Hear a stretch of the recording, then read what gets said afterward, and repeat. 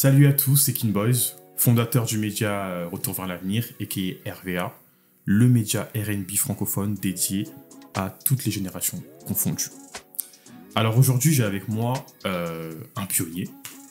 Merci. Quelqu'un de très important. Je vais le laisser se présenter, et puis comme ça, après, on va introduire comme il se doit. Ok, donc je m'appelle Hachim, pour beaucoup pionnier du R&B, pour moi-même chanteur de R&B. Donc commencé dans les années 91-92 avec le groupe N-Groove, et ensuite officier au sein du groupe Hip Hop Swing, dont faisait partie Karine, Joss, le PM. Et donc par la suite parti sur une carrière solo où j'ai sorti mon album chez Arsenal Records, et entre-temps j'ai sorti quelques morceaux chez Cut Killer. Et aussi des participations à plusieurs compiles comme celle de Sensitive. Voilà. Mais je vais te laisser quand même développer parce que je risque de faire l'interview tout seul. Non, on va en parler. En tout cas, merci. Il n'y a Merci pas de d'être souci. parmi nous, sois le bienvenu. Sens-toi très à l'aise. D'accord. On est là pour parler de R&B, bien évidemment. Nous, on est essentiellement connus pour faire, on va dire, de la promo pour les artistes de la nouvelle scène émergente du R&B. Mais cette saison, on veut aussi inviter des OG, tu vois. Ok. Et comme t'en es un, forcément... Donc c'est OG, c'est haut grand-père. On va le prendre comme ça. Non, je rigole. Non, moi, il n'y a pas de problème En avec gros, nous, on veut accueillir des personnes comme toi. ça. D'accord. Parce qu'on sait qu'il y a un background, tu vois, il y a des choses à dire, il y a des histoires. Et comme nous, on est là pour la transmission, Oh, bien. forcément, c'est important que tu sois là. Ça me fait plaisir. Ben, je vais transmettre alors. Ok. Avec écoute, plaisir. Là, tu es dans le retour en discussion. C'est le nom du format. Donc, on est là pour parler de ton parcours, tu vois.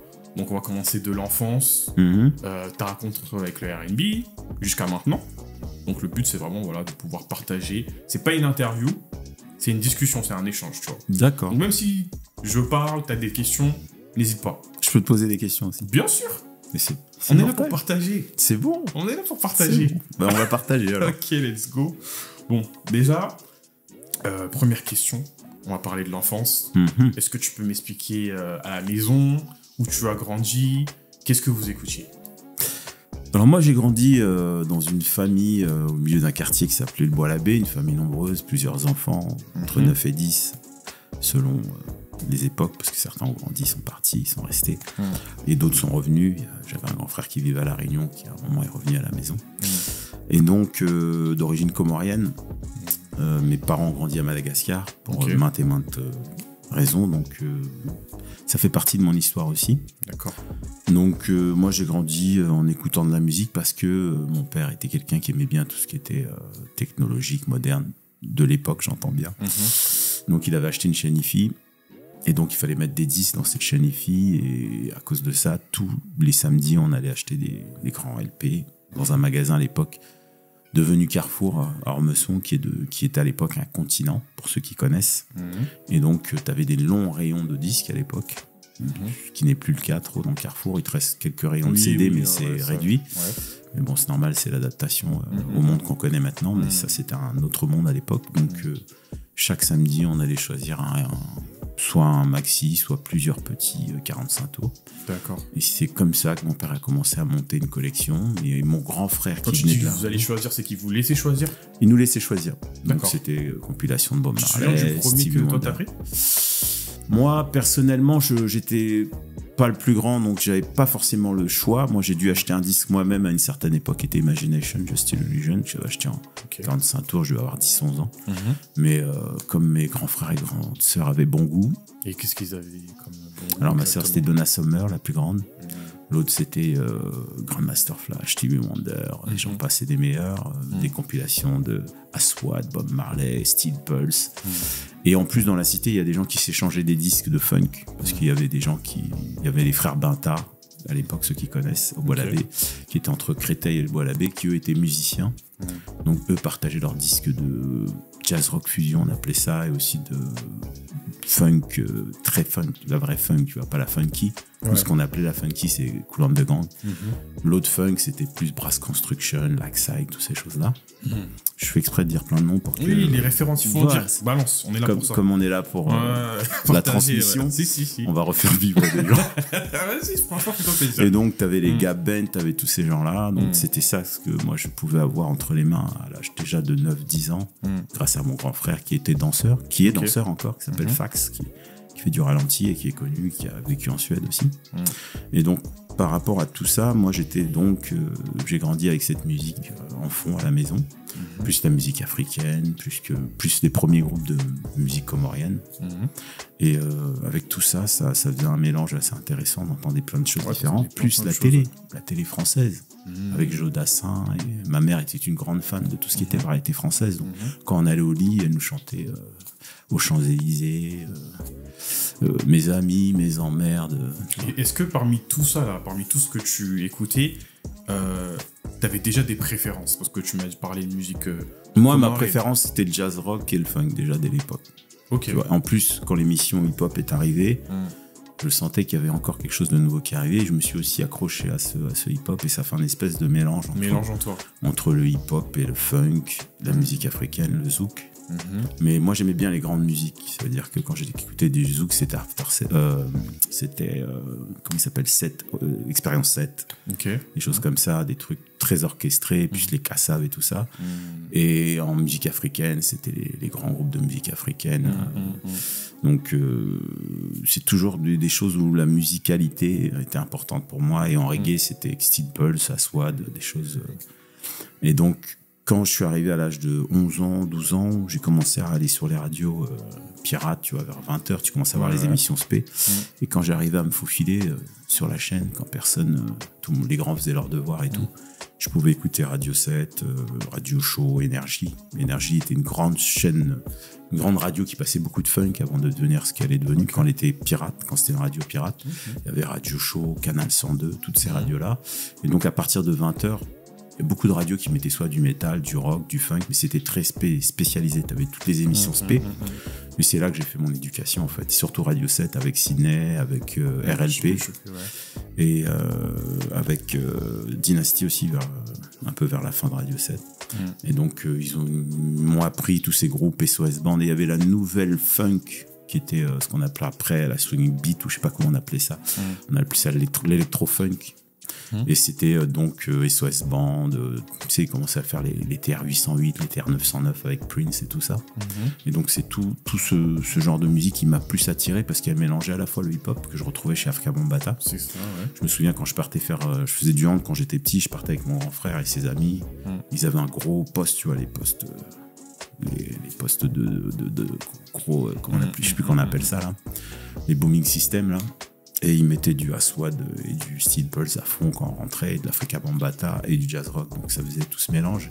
Et tu vivais vraiment parce que c'était à fond, donc on ressentait vraiment les choses. Mais attends, je vais te poser une question. Toi, quand tu étais petit, qu'est-ce que tu voulais faire quand tu te voyais dans l'avenir? Présentateur de radio. Ah, tu voulais être présentateur de radio? Oui, à force d'écouter les radios, je voulais être à la place de ces gens-là qui me donnaient envie. Et surtout RLP, c'était un blanc, tu vois, mais qui nous a ramené toute la culture black en France, tu vois. Et donc lui, il était là, il t'expliquait qui était Prince, et je l'ai rencontré il y a 1 an et demi à la sortie du lancement du livre de Cut Killer. D'accord. C'est la première fois que je le voyais en vrai, donc quelle émotion, tu vois. Et est-ce que tu peux nous raconter j'étais pas né à cette époque-là, mais je sais que quand il y a eu l'arrivée du hip-hop, il y a eu vraiment plusieurs disciplines, tu vois. Il y avait le graphe, DJ, certains étaient danseurs. Toi, est-ce que tu peux me dire ce que tu faisais et pourquoi tu as choisi cette discipline? Nous, en fait, moi, j'ai suivi la danse, surtout la danse. La danse, donc j'étais petit avec un ami qui s'appelle Claude, qui lui a monté les Fantastic Breakers, qui est un groupe qui venait du Bois-l'Abbé, qui a grandi et qui maintenant a eu plusieurs descendances. Et Claude, moi et lui, on faisait des concours. Il y avait des espèces d'après-midi dans un endroit qui s'appelait l'Arche de Noé, à Chenevière. Et donc l'après-midi, il faisait des après-midi où il fallait avoir 15-16 ans pour entrer, mais nous, on rentrait quand même parce que... T'avais quel âge? Je vais pas le dire, après on va pas me croire, ça se dit pas, on va se faire engueuler par le maire de Chenevière. Je devais avoir 12-13 ans. Ok. Déjà, tu vois, donc on rentrait, puis on gagnait le concours. Comme on était mignons, plus mignons que les autres, petits et mignons. Lui, il tournait sur le dos, il faisait des trucs de fou, et moi, je smurfais, et parfois, on ramassait tous les prix à chaque fois, tu vois. Donc voilà, donc la première après-midi, ça a été dur de rentrer, puis une fois qu'on est rentré, on est devenu à peu près les mascottes du truc, et donc la danse est restée, tu vois. Ok, donc t'as commencé par la danse. J'ai commencé par la danse et l'écoute du son. D'accord. Donc j'écoutais les disques, je dansais, vivre la musique, quoi, la vivre vraiment physiquement. Et commencer à disséquer, à écouter les morceaux, à comprendre ce que c'est qu'une structure. Okay. Parce que comme je voulais mixer, donc je savais ce que c'est qu'une intro, un refrain, un pont, une outro, toutes ces choses-là. Et puis j'écoutais les albums quand je pouvais, quand je les avais, je les écoutais. Et puis quand dans ma cité ils échangeaient les albums, je les enregistrais. Et puis je faisais des espèces de mixtapes que je refroguais après plus tard au collège. Et c'est comme ça que j'ai fait d'autres. Je me suis connecté avec d'autres personnes, d'autres amis qui vont devenir les amis avec qui je vais faire mes premières soirées à 16-17 ans. C'est ce que j'allais dire. Je voulais savoir comment t'es devenu DJ et comment justement t'as... En fait, je faisais donc ces mixtapes moi-même où je prenais le booming system, le blaster, on appelle ça, voilà. Le blaster de mon grand frère. Ce que je peux expliquer pour les plus jeunes. C'est une grosse radio comme ça avec des grosses enceintes.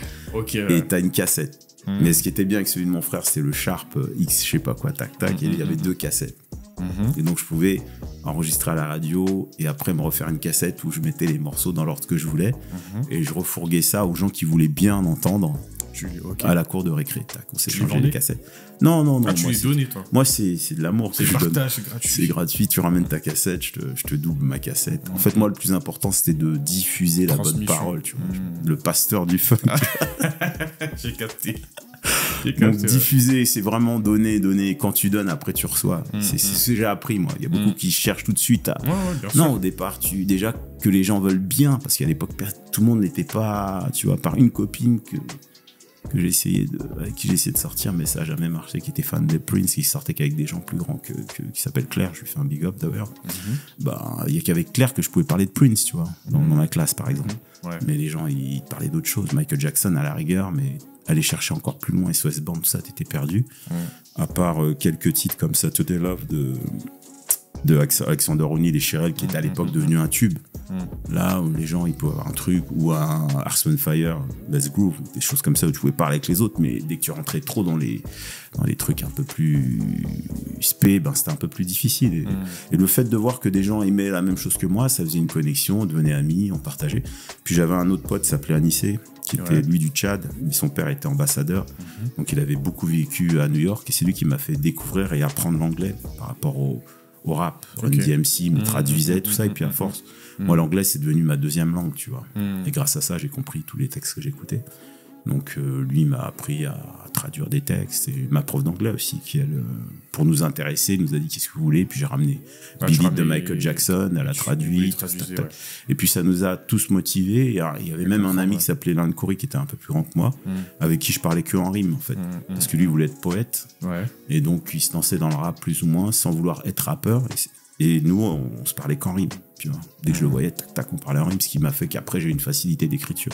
Donc c'est des choses qui ont rien à voir, mais qui à la fin m'ont amené vers ce chemin. J'ai l'impression que dans ce que tu es en train de m'expliquer, dans ton parcours, en fait, il y a toujours eu une liaison en fait.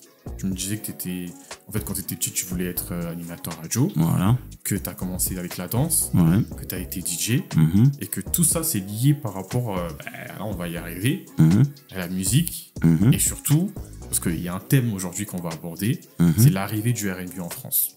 Ok. Et là, je te donne la parole. Comment le R&B est arrivé en France ?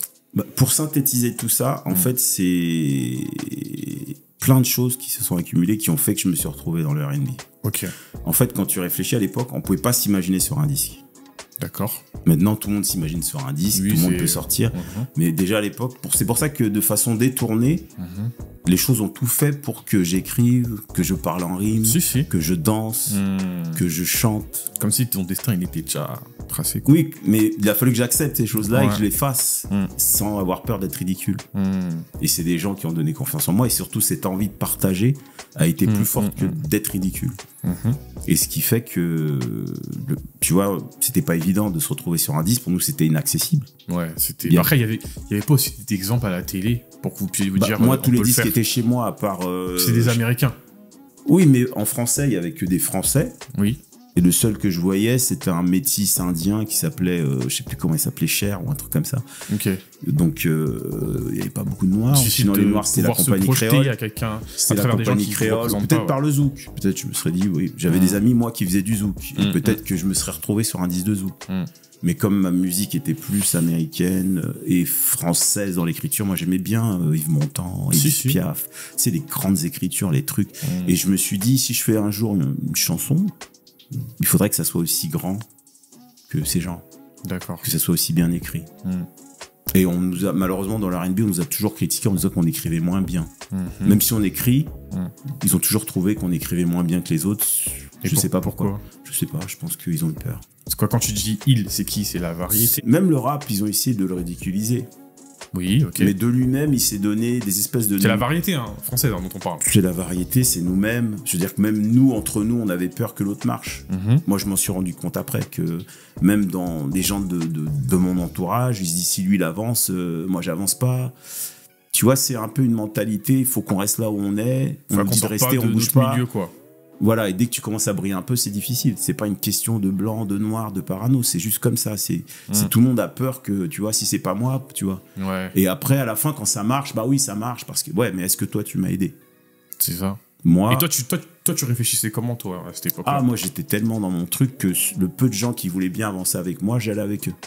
Ok. Les autres qui rigolaient, tout ça, c'était pas mon problème. Ouais, mais tu les voyais comment, les gens qui, par exemple, comme tu dis, voulaient se lancer, aller de l'avant et tout?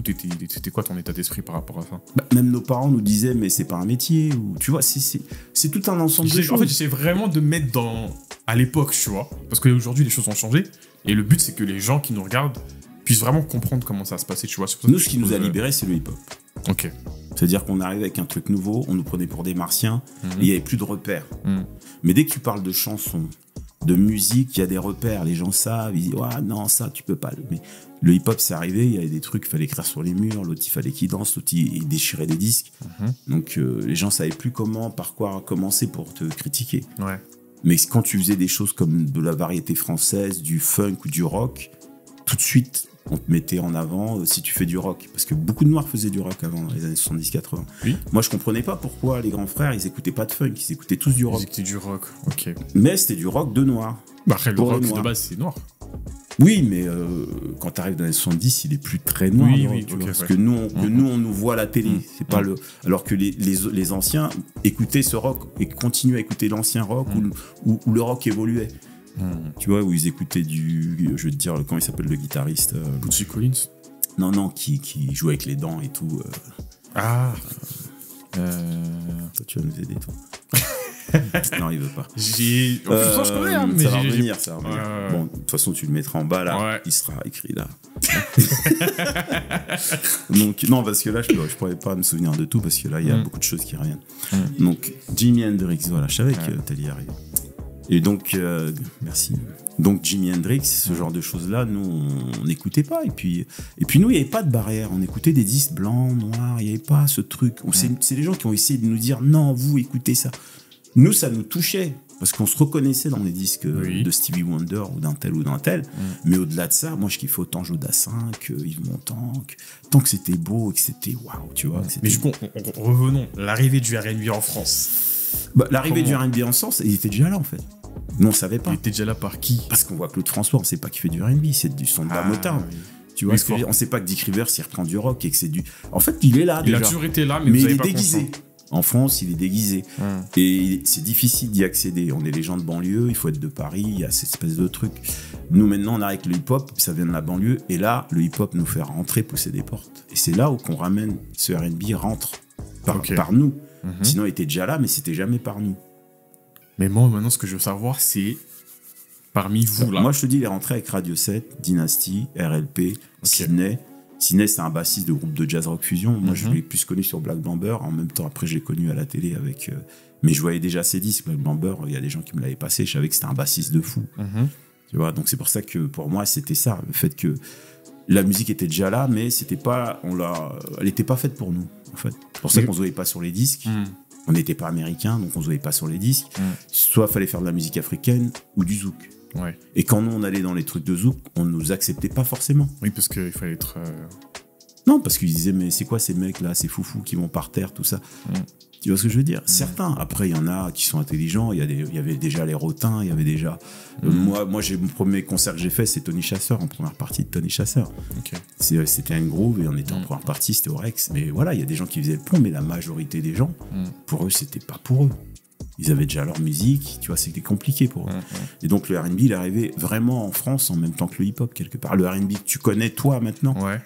Mais toi, à ce moment-là, parce que tu m'as dit qu'au début, le R&B, il était là, mais vous n'en avez pas conscience. Toi, quand est-ce que tu as eu conscience de dire que, ah ouais, là c'est du R&B, là, et c'est ça que je vais faire? C'est nous qui l'avons fait, ça. Oui, mais le déclic, comment ça s'est passé? Moi, je me suis mis à chanter sur un morceau d'Alexandre Ronny, sur un morceau de, je sais pas, de Gap Ben, et je me suis dit, pourquoi pas en français? Voilà, et moi, je voyais la beauté des textes. Ça veut dire que quand tu écoutes des textes en anglais, il y a toujours un double sens. Les Français qui savent pas l'anglais, ils entendent toujours le double sens. Mais quand quelqu'un dit, je sais pas moi, I'm coming, ça veut dire je viens. Mais ça veut aussi dire autre chose. Tu vois, quand t'es avec une femme et que ça arrive, tu vois. Et c'est tous ces doubles sens qu'il y avait dans Isley Brothers, tout ça, qui me disaient, il y a des trucs à faire. Donc moi, je me suis dit, il y a un truc à faire. Et à un moment, je suis au lycée, tranquille, je marche, et puis il y a un gars qui arrive, il vient chercher sa copine. Il s'appelle David Aligné, c'est un blond, queue de cheval, il vient, il dit, moi, je fais de la musique. Moi, je dis, j'aimerais bien, tout ça. Il me dit, j'ai un studio chez moi, viens. Et je me retrouve à Vincennes, dans son studio. Et lui, il a l'Ansonic, il a tout le matos, tu vois. Et on est là, et moi-même, je me vois pas déjà chanteur. Donc, je lui dis, tiens, moi, je peux écrire, toi, tu composes, et on va chercher une chanteuse. Ok. Et donc, nous, on est en train de chercher des chanteuses. Nous, c'est qui? Moi et David. Ok. Donc, on est en train de chercher des chanteuses, il y a une fille qui vient, c'est une africaine, super mignonne, on est content, elle commence à chanter, on dirait qu'elle est possédée. C'est chez chou, quand même, tu vois.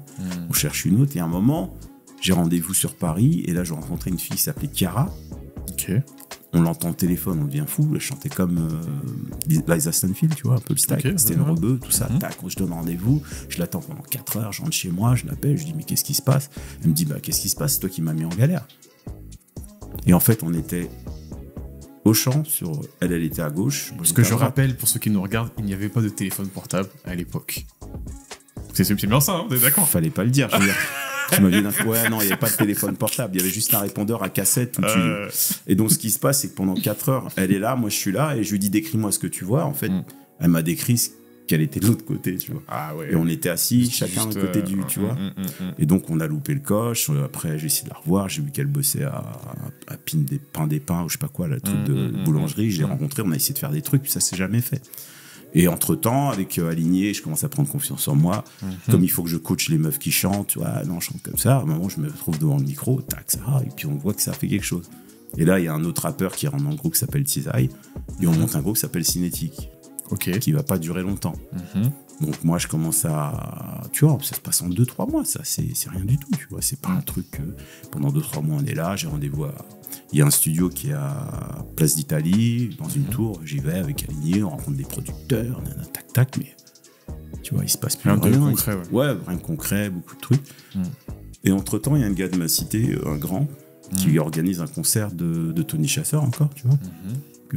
Et lui, il nous dit, voilà, j'ai un concert à Orléans, j'aimerais bien avoir une première partie. Et moi, je lui dis, moi, j'ai un groupe, allons-y, tu vois.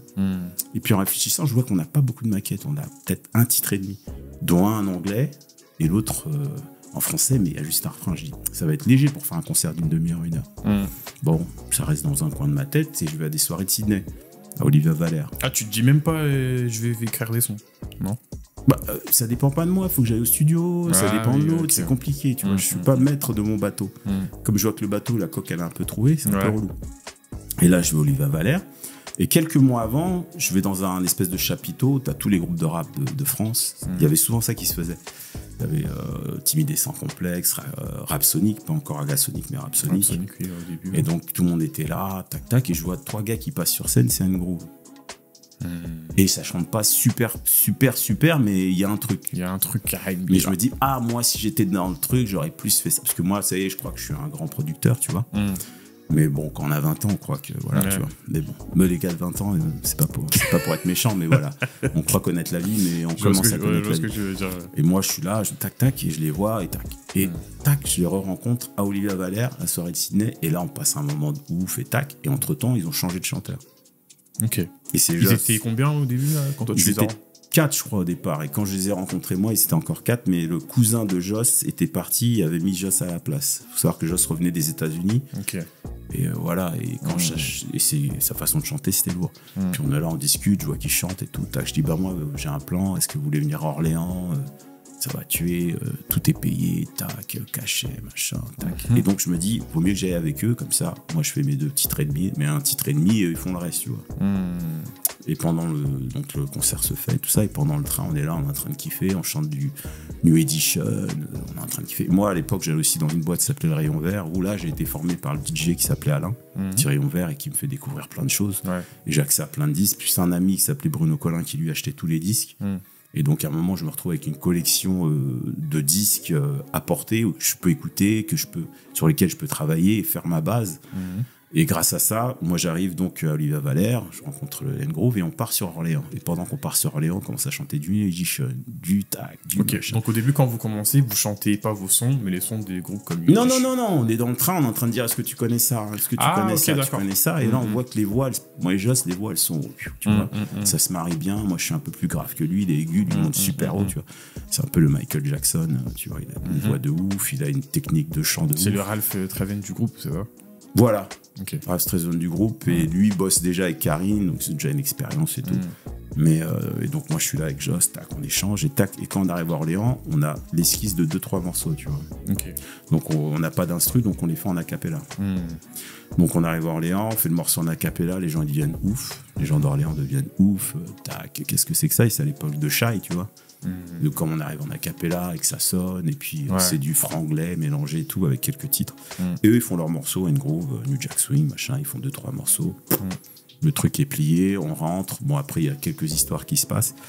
On rencontre la manageuse de Tony Chasseur qui nous dit « Ah, j'aimerais bien que vous tourniez sur tout le monde entier avec Tony. On fait une tournée aux Antilles, en Afrique, tout ça. » Donc, nous, on se voit déjà super loin. Et moi, je suis venu avec un rappeur qui s'appelle Tiza et il en envoie avec sa copine. Et sa copine est jalouse. Et donc, sa copine arrive dans le bar. Nous, on est en train de finaliser comment on va faire. Tac, tac, tac. Elle met une grande claque à la manageuse de Tony Chasseur qui descend de 4. Donc c'est fin du truc, tu vois. Donc on se dit c'est pas grave, et puis là on se met ensemble, et entre temps un groupe me dit me disent à moi voilà, on aimerait bien que tu rentres dans le groupe. Et voilà, le texte de New Jack Swing il est pas fini, il y a juste la première phrase, écoute le son que l'autre donne, et est-ce que tu pourrais faire le reste? Moi je dis je pense que je peux le faire. Et donc le premier morceau que j'écris c'est N-Groove.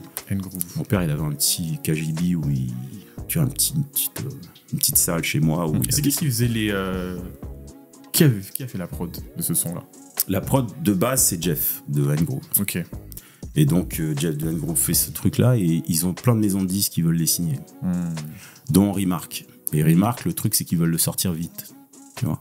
Contrairement aux autres, il faut faire un album comme Tribal Jump, tu vois, faut faire l'album. Donc c'est là-bas que vous partez. Et nous on part direct chez eux, on sait que dans un mois le single il sort. Et attends, là je t'arrête. Aujourd'hui, les jeunes artistes, quand ils signent et tout, ils sont très... Comment dire, ils ont beaucoup l'œil sur tout ce qui est histoire de contrat et tout. À cette époque-là, est-ce que vous avez cette façon aussi de voir les choses, ou bien c'était en mode c'est l'occasion, on y va? À ton avis? Non. De quoi? Genre, je pense que... Est-ce que toi, à l'époque, quand tu vas signer chez le McDo, tu vas prendre le truc du contrat du McDo et tu vas l'emmener à un avocat? Non. McDo, il dit signe, tu prends tes 400 balles, tu les suis. Nous, c'est ça notre éducation. Ok, oui, il faut le dire. Ah oui, c'est pas l'éducation de maintenant, je vais prendre un avocat, nanana. Et on n'a pas le temps avec. Puis je me dis, si on avait fait ça, on n'aurait jamais été signé, ça aurait été... Nous, il fallait qu'on tout signe. De suite. C'est la... Et puis, de toute façon, le contrat, à la fin, il finit dans un frigo. Et c'était quoi, du coup? C'était pour un single? C'était pour un single avec option album. Ok. L'option dépendait de quoi? Des ventes du single. Ok, et ça s'est passé comment? On a pas eu l'option d'album. Mais ça a très bien marché. Mais à l'époque, il faut savoir que les maisons de disques ne te disaient pas combien tu vendais. C'était très flou. Oui, il n'y avait pas de... Qui vendent ou qui vendent pas, tu sais pas. Et eux, c'est peut-être même pas leur intérêt de te dire que tu as vendu ou pas. Et quand vous avez... vous avez signé du coup le contrat, est-ce que tu as senti un avant et un après? Bah, un peu. Par rapport à quoi? Bah, tu te retrouves dans un magasin, tu choisis le costume que tu veux. Ok. On dit, ouais, t'as des photos à prendre, tu te retrouves dans un hôtel 4 étoiles, après tu te retrouves à faire des photos à l'opéra. Je crois qu'on a pris l'opéra comique qui est loué toute la journée pour faire la pochette d'Engroove. Okay, on utilise 4 photographes différents parce que ça va pas. C'est autre chose, c'est un autre monde. Tu reçois une certaine avance qui peut-être représente rien maintenant, qui est à peu près, je sais pas, 10 000 euros à l'époque. Maintenant, c'est 30 000 francs. Je sais pas combien ça fait peut-être 12 000 ou je sais pas. Mais pour des gens qui viennent du fin fond, je sais pas où. Oui. Et donc, moi, je me retrouve inscrit à la SACEM. Il y a des choses que les maisons de disques font, ils mettent en place. Tu vois, tu te retrouves dans un réseau, tourner des boîtes. Il y a plein de choses qui se déclenchent, tu vois, que tu n'aurais pas pu faire autrement. Donc, tu profites de ce système. Et on est d'accord. Enfin, on est d'accord, je vais poser la question. À ce moment-là, quand vous signez, c'est qui les autres groupes R&B qu'il y a autour de vous, les artistes qui en ont? Nous, juste quand on est au studio, on est en train d'enregistrer, on est à plus 30, on est dans le plus grand studio de France, plus 30. Quand je rentre, il y a François Hardy. Là, à un moment, il y a, comment il s'appelle celui qui chante avec Souchon. Ouh là là, aujourd'hui, là, mon cerveau. Fatigué, là, parce qu'il est tard. Souchon et Alain Souchon et le Renoir, le Tismet, là. Le seul, d'ailleurs, qui est en maison. Ah, oui, je vois. Oui. Tu veux dire quoi, Alain Chabat? Non. Souchon et Woolsey. Ok, d'accord. Ouais. Et t'as Woolsey qui nous parle pendant 2 heures, qui nous explique comment il a fait. Il nous dit, vous, c'est dur pour vous maintenant. Il faut savoir que moi, quand j'ai décidé dans les années 60, ils m'ont signé, on a essayé 30 maxi avant que ça marche. C'est-à-dire qu'on a sorti 30 disques. Il y avait tellement d'argent en maison de disques qu'ils sortaient des disques jusqu'à que ça marche. Alors que vous, si ça prend pas du premier coup, next, tu vois. D'accord. Mais quand je dis des groupes R&B, c'est vraiment genre, parce que vous êtes du New Jack. Nous, le seul qu'on a entendu, c'est quand j'étais en studio, il y a Ciné qui nous dit, attention, il y a des Bordelais qui vont arriver, ça s'appelle Tribal Jam, c'est tout. D'accord. Mais au-delà de ça, je crois, non? Au-delà de ça, il y avait avec nous pratiquement. Il n'y a que Tribal Jam et vous. D'accord, ok. Après, je savais pas qu'il y avait Alias LG qui faisait ces trucs, qu'il y avait Django Jack, mais nous, voilà. Non, mais ce que... En maison de disque, il y avait en projet de maison de disque, à ce moment-là, il y avait que nous. D'accord. Et Tribal Jam. Les Tribal, je sais pas à quel niveau, peut-être qu'eux, ils avaient pris un avocat, c'était en négociation, nous, on n'avait pas le temps avec ça. Nous, on voulait juste faire un disque, bim, on l'a fait. Après, tu vois. D'accord. Mais je sais que nous, on a fait manger beaucoup de groupes après. Ah, genre vous avez cassé les portes? Non. Il y a des groupes qui ont tourné avec le morceau d'Engroove dans toute la France. Ah ouais? Ouais. Genre ils interprétaient vos sons? Voilà. Comment t'as su ça, toi? J'ai su ça parce que j'ai des oreilles. Ok. Et des mecs que je connais en plus. Ah ouais? Ouais. Genre, attends, mais quand tu dis interpréter, c'est genre... Il n'y a pas de clip. Ils se faisaient passer pour vous? Oui, il n'y a pas de clip, il n'y a rien. Donc les gens disaient c'est nous, ils se mettaient à 4 mecs, hop, ils partaient, ils prenaient des contrats. Ah ouais. Et c'est une autre époque. Intéressant. Ok, d'accord. Donc voilà, donc je l'ai su après, parce que quand nous on passe dans certaines boîtes, après ils nous disent vous êtes déjà passé, et puis après on s'aperçoit que c'est pas nous, tu vois. D'accord. Mais c'est pas grave. Ok. Donc, et t'as déjà rencontré ces gars? Oui, après je les ai rencontrés, mais je leur ai pas dit. Ah, tu leur as pas dit? Non, parce que je trouve que c'est leur vie personnelle, c'est intime. Mais c'est pas intime là. En fait, là, on a pris ton son, on s'est fait passer pour toi. Gars, c'est pas intime ça. Peut-être grâce à toi, j'ai touché de la SACEM sans savoir. Ouais. Mais comme bon, ça, encore, si la boîte elle a déclaré. Non, mais après, je te dis, nous, on était tellement dans un truc pour développer le truc qu'à la rigueur, on s'en prenait tellement. Ça se passe pas comme ça. Hein. Non, mais on se prenait tellement de bâtons. Il y avait tellement peu de gens qui croyaient en ce R&B en français que le peu de gens qui y croyaient, nous, on s'est dit, voilà, les gens, ils ont envie de le faire. Ok. Et ça a créé d'autres groupes, tu vois. Donc, on n'est pas dans la même psychologie de se dire, ah, je vais faire un procès, l'autre, il a fait. Nous, on n'était pas là-dedans. Et quand du coup, pendant la décennie des années 90, donc vous êtes arrivé, quand t'as commencé à voir les autres groupes là qui arrivaient après, les artistes et tout, c'était comment? Genre, t'étais en mode, ah, ok, là, il se passe quelque chose? Ou bien... Non, franchement, il y a eu du respect, moins de respect. Ça dépend de chaque individu. Après... Mais toi, ton moi, j'ai kiffé. T'as kiffé, hein?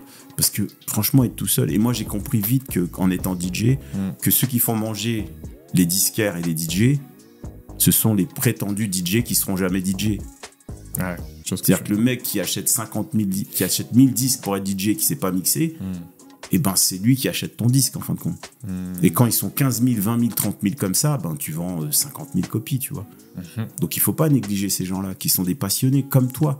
Peut-être qu'ils n'arrivent pas à avoir le même résultat parce qu'ils n'ont pas les mêmes appuis, ils n'ont pas la même expérience, ils n'ont pas le même vécu, mais ça reste des passionnés. Et nous à l'époque, dès qu'on voyait un passionné comme nous, il rentrait dans notre famille. Puisque tout le monde était un peu genre, c'est les foufous là. Ouais. Déjà dans le hip-hop, c'est ça que j'allais dire. Les foufous. Comment vous étiez perçus là? Nous, on était les foufous. Les chanteurs, c'était les foufous. Les foufous du hip-hop. Ok, d'accord. Les gens, mais il est fou. Ouais. Pourquoi il chante il est fou. C'est comme les rappeurs qui rappent en français. Les premiers, ils sont fous. Ouais, j'ai entendu ils rappaient tous en anglais, les mecs. Et ils prenaient des cachets dans des boîtes de nuit. Alors, allez, les hip, ha, hip. Dès qu'ils faisaient ça, la boîte de nuit, on vous prend, tu vois.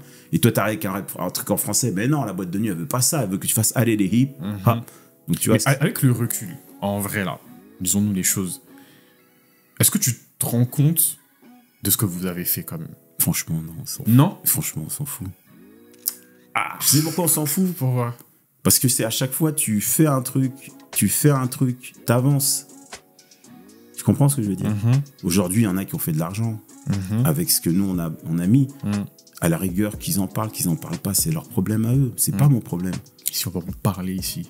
Nous, on a fait ce qu'on avait à faire. On était des foufous. On a été au bout de notre folie. Ça nous a fait avancer. Maintenant, si les gens, il faut qu'ils aillent voir des avocats et regardent leur contrat, tant mieux. Okay. Mais nous, on n'avait pas le temps avec ça. Il y avait tout à faire. Et tout à faire, c'est beaucoup de choses. Et nous, on n'a pas eu le temps de s'ennuyer. Je pense qu'il y en a beaucoup qui s'ennuient maintenant. Entre deux disques, entre deux trucs. Ouais. Et puis bon, après, ils ont les réseaux qui les occupent pour faire des trucs.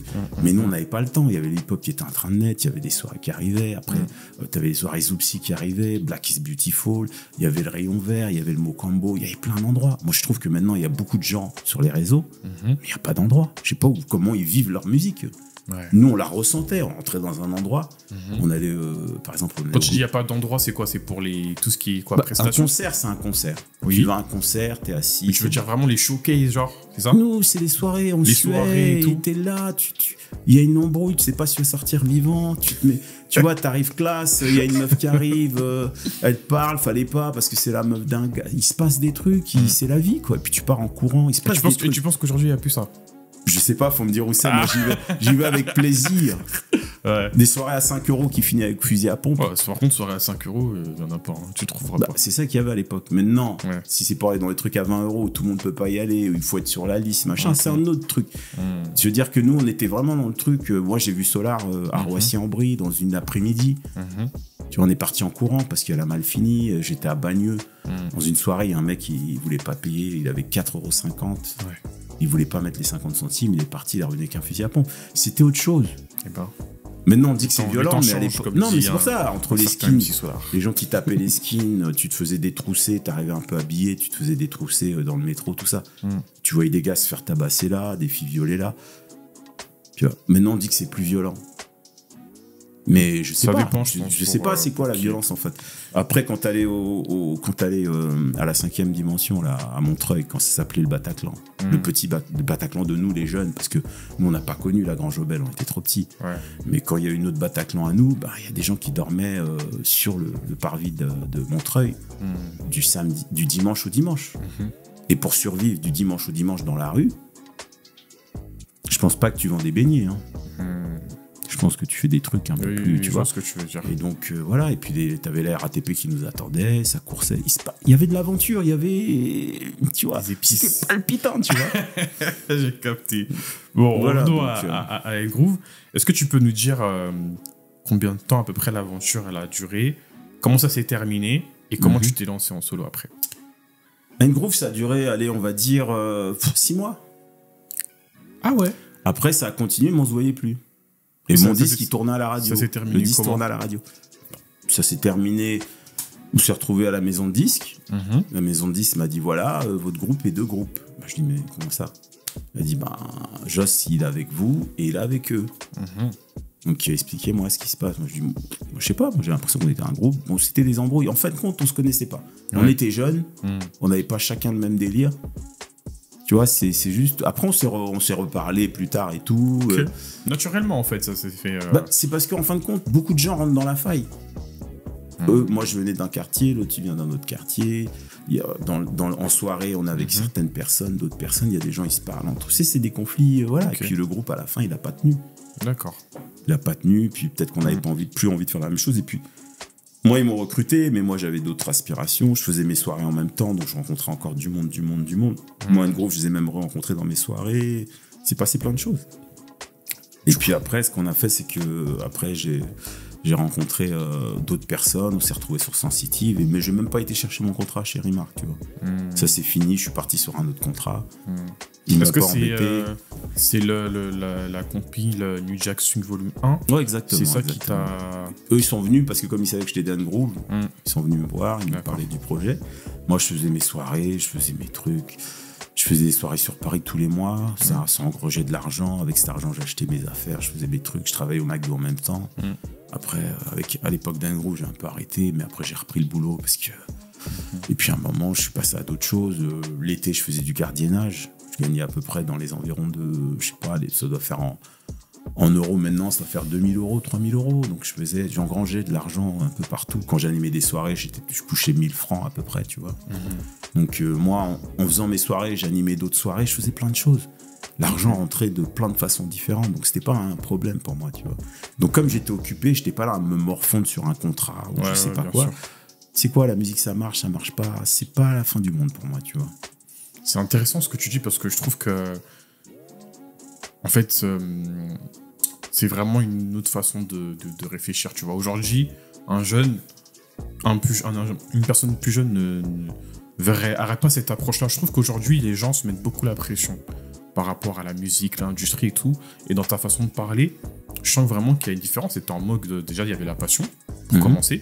Et puis en mode, si ça marche pas, la vie continue, quoi, tu vois. C'est clair, mais en même temps, il y en avait pour qui ça s'est pas passé comme ça. C'était genre maison de disques qui se prenaient pour un tel. Moi, j'ai toujours bossé à côté. J'avais toujours... À un moment, je travaillais à l'IFOP, je faisais mes trucs, je faisais mes soirées. Tu vois, je me suis toujours dit, pour avoir une certaine liberté dans la musique, il faut pas que tout vienne de la musique. C'est très sage de réfléchir comme ça. Tu vois, à un moment, j'ai refusé des trucs, on devait faire les chœurs pour Atlantique, c'était une chanteuse qui était qui était la petite amie ou la femme, je sais pas, du gars qui nous avait signé, il voulait nous relancer dans le truc. Au dernier moment, Joss, il dit non, lui, il part sur d'autres trucs. Joss, il avait plein de propositions, comédie musicale. Après, moi, en Suède, il y avait mon grand frère, on part en Suède. Contrat. On se retrouve en maison de 10 signé en Suède. Moi, entre-temps, j'ai des amis qui sont aux États-Unis. J'arrive sur New York, le mec, il me présente des gens de chez EMI. Donc, tu vois, pour moi, il y avait tellement de possibilités. Et c'est moi qui décide de pas signer en Suède. De signer en Suède, mais de pas y aller à fond parce que je me dis, il faut que je développe le R&B français. Et quand je suis aux États-Unis, Emma, il me propose un contrat. Je dis non, moi, je me retrouve dans un truc où c'est pas mon truc, tu vois. J'aurais pu. Mais je me suis dit non, moi, c'est le R&B français. Donc, je trouvais que j'avais des choses à faire en français. Il y avait la langue, la faire swinguer, il y avait des trucs il y avait à faire, tu vois. Notre rêve d'être comme les Américains, mais en français, et en plus d'avoir l'écriture d'un Edith Piaf, d'un Yves Montand, c'est ça qu'on voulait faire une espèce de fusion des deux, tu vois. C'était ça mon ambition à l'époque, tu vois. Et ça, ce que je voulais savoir, c'est quelle différence tu as senti quand tu étais en groupe et quand tu étais en solo. Est-ce que tu as senti une différence? Même en solo, j'étais en groupe. Ah, ok. Autour de moi, il y avait Hip Hop Swing, il y avait mon frère qui faisait les prods, qui dansait, il y avait mon pote Nico, Franck. Oui, mais là, je veux dire il y avait mon manager qui était mon frère. Ma sœur que j'ai fait faire les chœurs. Même quand je suis en solo, je suis en groupe. Quand tu regardes les crédits de cet album, bien sûr. Parce que pour moi, tu peux pas tout faire. En fait. C'est clair. On se fait pas. Moi, j'aurais pu tout faire tout seul, mais je me suis dit non, il faut que. Et puis même, je sais pas, t'avances mieux à plusieurs, tu vas plus loin en fait. C'est vrai que tout seul, j'allais vite. Mais entouré, tu vois, il y a des réflexions, on réfléchit, on est là, on passe du temps. Quand tu pars sur la tournée, t'es en train déjà de penser à ce que tu vas faire après. L'autre, il te dit, fais plutôt ça, comme ça, comme ça, comme ça. Moi, quand j'ai signé chez Arsenal, j'étais voir un pote qui était avocat, qu'on a connu, mon petit frère a connu par rapport au basket, qui était un gars un peu plus grand, qui a regardé le contrat, qui a dit, vas-y, nanana. Tu vois, en fait, c'est en mélangeant toute la connaissance de tout le monde. Mon frère en Suède nous a mis sur des gros labels en Suède parce qu'il nous a fait rentrer à des endroits et que nous, on a fait le boulot qu'il fallait faire, tu vois. Et grâce à ça, on s'est retrouvé signé en Suède. Joss a décidé de rester. Mais en même temps, nous, on avait encore des dates en France. Et moi, je disais, faut qu'on honore ces dates. Donc, on est parti quand même en France faire ces dates. Et finalement, ça a fait que Joss a pu faire sa carrière en Suède. Et que moi, j'ai continué ma carrière. Et qu'après, je me suis retrouvé chez Arsenal. J'ai fait les compiles de Cut Killer, tout ça, parce que on représentait quelque chose pour les gens. Si tu veux, le hip-hop, les gens qui nous appelaient pour faire les refrains, c'est pas ce que les gens ont vu après. En disant, ouais, les chanteurs de R&B font les refrains. Non, les mecs t'appelaient parce qu'ils disaient, lui, il est fort dans son domaine, je veux le meilleur, et moi, je suis fort dans mon domaine. C'est comme ça que ça a commencé. Et après, que ça a pris d'autres tournures, c'est les maisons de disques, les radios. Nous, on a ramené un format, et ce format-là, ils se sont dit, ah, c'est mieux. Mais non, nous, on l'a fait au départ. J'ai fait un morceau avec Fab qui s'appelle Fais-moi du vent.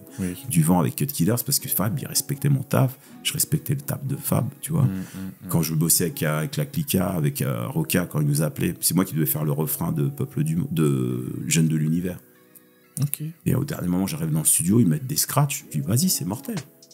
Je dis pas, ah non, moi je veux à tout près être sur le refrain. Je dis, les mecs, tu vois, moi je suis parti, il me dit, rentre chez toi. Moi j'ai trouvé le refrain. Mais même, j'aurais même pas fait écouter le refrain. Je me suis dit, non, les mecs, c'est mortel, les scratchs. Alors d'autres gens vont te dire, ah non, il a pris la place, maintenant ils veulent plus. Non, c'est que ça le fait pas. Après, t'as EDLJ, nous ont appelé, on a fait le morceau EDLJ, et Roca nous a mis sur un autre morceau. D'accord. Tu vois ce que je veux dire? C'est juste qu'on avait envie de bosser, on se respectait.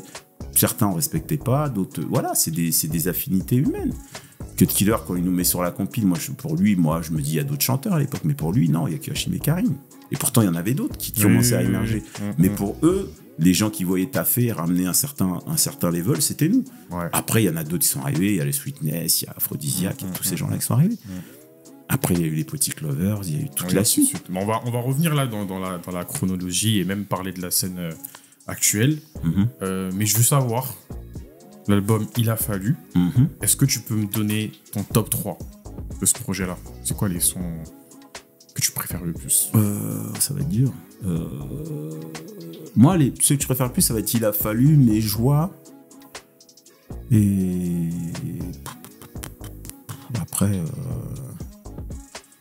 après, ça sera le morceau avec Karine et 15, tu vois. C'est par rapport à la façon dont ils ont été faits, et que pendant cet album-là, il faut savoir que je tournais en même temps. Donc il y a des morceaux où la voix elle est fatiguée, où j'étais fatigué. Par exemple, Sans repère, j'ai du mal parce que je sais que je pouvais le faire mieux. Et quand je l'ai fait, c'était entre La Rochelle et deux trucs. J'avais plus de voix en fait, tu vois. Cette version, après, moi je m'en fous, avec le temps c'est passé. Mais cette version-là, c'était vraiment la semaine où j'avais plus de voix, quoi. Plus j'étais. On venait de faire de La Rochelle, on était entre deux gros festivals. Et moi j'étais en studio la journée, on partait sur les festivals, je revenais, c'était infernal, tu vois. Alors qu'il y a d'autres morceaux où voilà, Il a fallu, on l'a fait un an avant.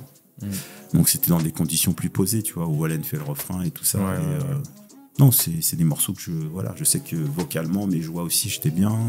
Voilà, il y a Souvenir aussi que je trouve très fort, tu vois.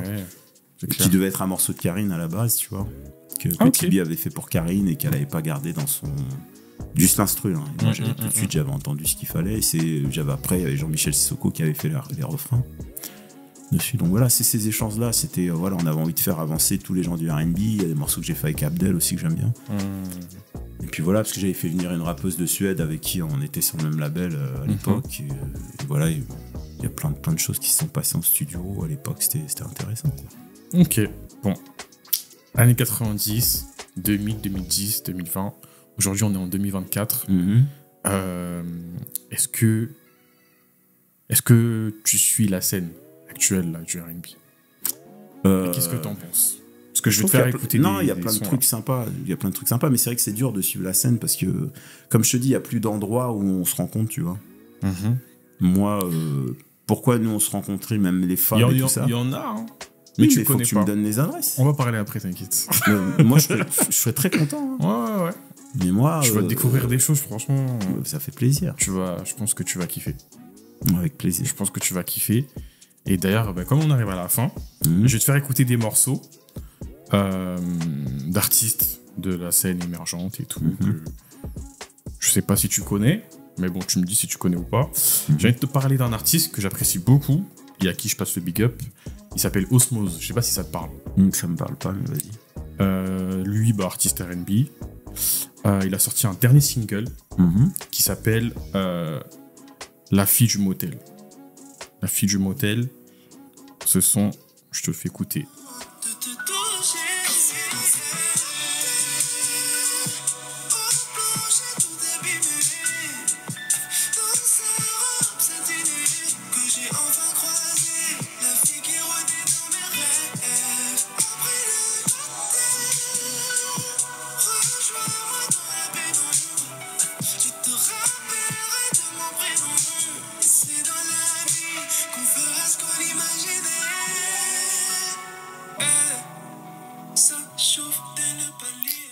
fille du motel. Tu connaissais ou pas? Non, vas-y. Ok. Ben voilà, Osmose. Ouais, c'est fort, hein, c'est fort. Ça me fait penser à un truc en plus, c'est À bien. qui? C'est bien fait. À qui? Moi Moi aussi, mais j'arrive pas. Ça va revenir. Mais c'est pas grave, il a ouais. bien fait, il a bien fait. Donc il y a Osmose. Il y a aussi un artiste qui s'appelle Ipen de Go. Artiste R&B aussi. Lui vient de Nantes. Ok, pareil, ils sont forts à Nantes. Ils sont forts à Nantes. Ouais, il vient d'arriver là, depuis l'année dernière. Il y a un son que j'aime bien de lui qui s'appelle Photoshop. Je me suis senti trahi juste en quelques secondes, mais le temps passe, j'avais déjà réservé l'hôtel. C'était la première fois que j'étais permise, comme si on avait... Ça aussi, ça me fait ça. C'est toujours un truc aussi, hein. Mais c'est bien fait. Après, ouais.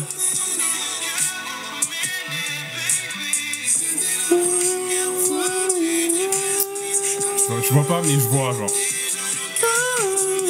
Là, la fin, non, mais le début. Mais c'est bien. C'est beau. Ouais. Gros big up aussi à lui, Ipen de Go. Et allez, on va partager une femme. On va partager une femme. Partage pas les femmes, mais bon. Oh, tu vas avoir des problèmes. Elle écoute. On va dire ça. Kezia. On va partager le son de Kezia. Vas-y. Kezia, une artiste. Elle est plus dans la soul. Mais voilà, ça reste la famille et tout. Et j'aime beaucoup aussi ce qu'elle fait. Elle a sorti un dernier single qui s'appelle Memories. Ok. Et si je t'écris, c'est pour te dire adieu. Dans ma mémoire des souvenirs noyés. J'essaie d'aller de là où j'essaie. Mortel. J'aime bien, hein? J'étais ton voilier. J'ai versé un océan de larmes. J'ai versé un océan de larmes. Bravo. Waouh. Non, c'est fort, hein, ce que tu me fais écouter, c'est... Donc voilà, tout ça pour dire qu'il y a du potentiel. Et en tout cas... On va reprendre les soirées, alors, comme ça, voilà. on va les faire Dès passer qu'il y a une dedans. soirée et tout... D'ailleurs, j'ai envie de passer un gros big up à la famille de More Factory, qui sont justement dans l'événementiel et tout par rapport au R&B et tout. Ok. La prochaine édition, je t'envoie ton invitation. Vas-y, c'est parti. Voilà, comme ça on y va. Avec plaisir. Bah écoute, on arrive maintenant à la fin de notre entretien.